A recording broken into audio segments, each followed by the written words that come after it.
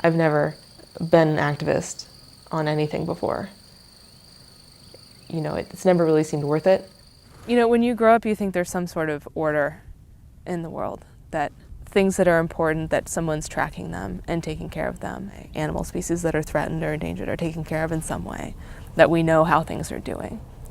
But that's not the case most of the time.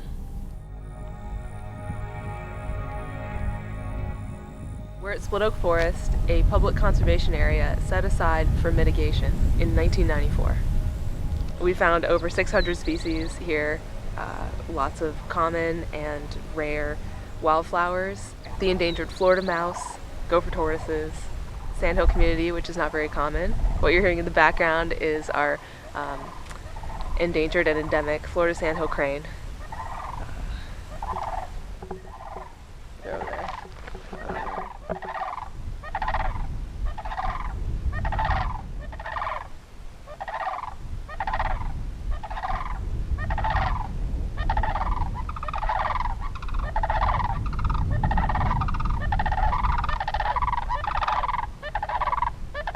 I started my graduate studies at University of Southern California. My thesis is on the historical ecology of Split Oak. So basically I went through all of the old historical aerials and survey data. I finished my thesis in 2015. And then I heard about the road. The driving factor behind the road is the development of the Deseret Ranches of Florida, which spans 3 counties, but most of the development that this road would be enabling is called the North Ranch. And the initial part of that development is called Sunbridge, and it's being done in Osceola County, right next to Split Oak.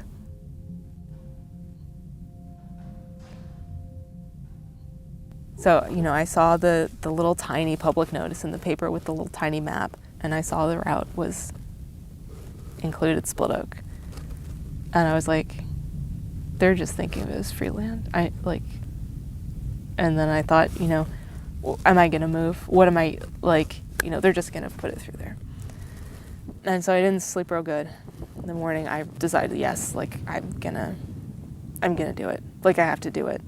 You know, no, like nobody's gonna do it, so I have to do it. And then I went outside and I was walking by my strawberry guava bush. And as I was walking by, a northern parula landed on the strawberry guava. These are very shy, small birds. Like, they don't just, like, come and chill out. And it started singing. And I was like, wow. That's unusual. I was like, maybe I made the right decision.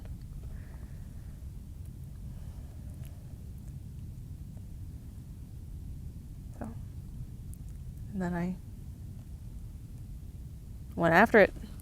It probably just took me a week-ish. I started the Facebook group first, and then I realized, well, people are asking how to donate, they're asking what to do.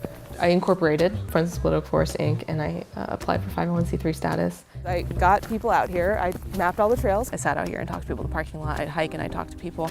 I put notices. I started organizing little group hikes. You know, on Facebook you have the group events. You know, people were like, did you call blah, blah, blah? Well, I would just call them. Cold call Defenders of Wildlife, cold call Florida Wildlife Federation, email, calling, blah, blah, blah, blah, blah. And so finally, I guess I was persistent enough for them to send Charles Lee. The most important piece of the puzzle. You know, originally I was like, oh, thank God, you know, this person is here to help me. He's here to help me, and I can't believe it. It really seemed like it was a godsend. Charles was only involved for a couple months before I started smelling something rotten. So what he does is he says, Audubon, Florida, representing the respected environmental community, supports the swap deal and Refinement 1A. We are now back into the business of parity in terms of lands that are impacted, high-quality uplands, versus lands that are brought in the compensation lands. It was gut-churning, just to be like, this is happening to me. Like, literally, I gave him access to my Google Drive, like, I'm telling him what I'm gonna do and where I'm gonna do it, and, you know, he is like meeting with county commissioners and CFX telling people that I'm gonna lose and they need to side with him because the road's going through anyway, to make me look fringy and radical.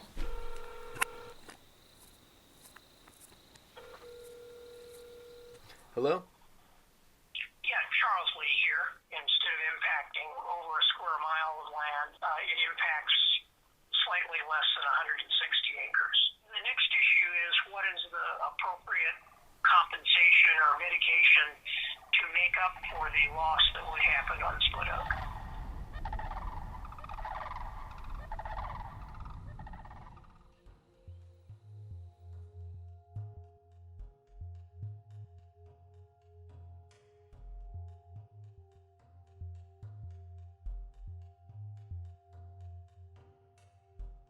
A package that would double the size of the site and would add all of those restoration benefits, that's what would get into the range of an acceptable trade-off. The legal protections that protect Split Oak these are the maximum legal protections we have for conservation land in the state of Florida. This is what we have. This is how we protect land in the state of Florida. If you punch optional roads through this protection, then every conservation land in the state of Florida is even more negotiable than it is already. Yes. So, wouldn't putting a road through the southern portion of Split Oak set a precedent?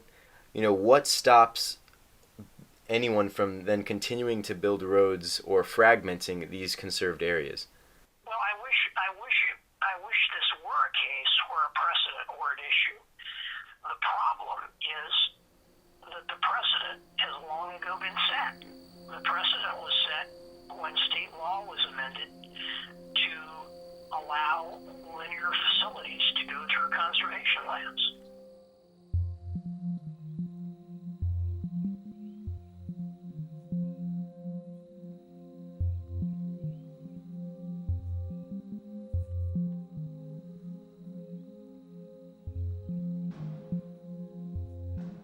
There are plenty of cases around Florida, current cases, where roads have been allowed through conservation lands with far less in the way of compensation and mitigation that's being discussed here. And that's one of the points of confusion that I think that folks with Friends of Split Oak and some others that believe very fervently that regardless of everything else, the road has to be routed around Split Oak.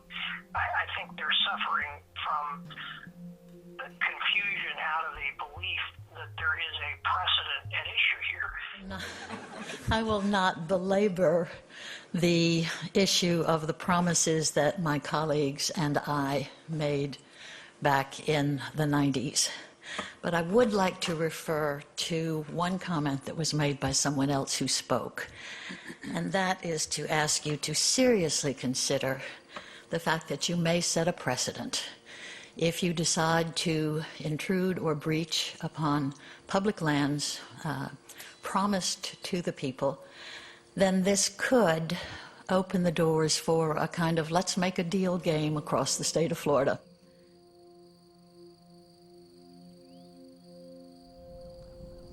I mean, people ask me all the time, what percentage of chance do you think you have of stopping the road? And I can't really say. I mean, I'm just gonna keep going. I'm not gonna give up or accept the swap deal. It's about persistence, but it's about when something happens, you digest it and you don't get depressed.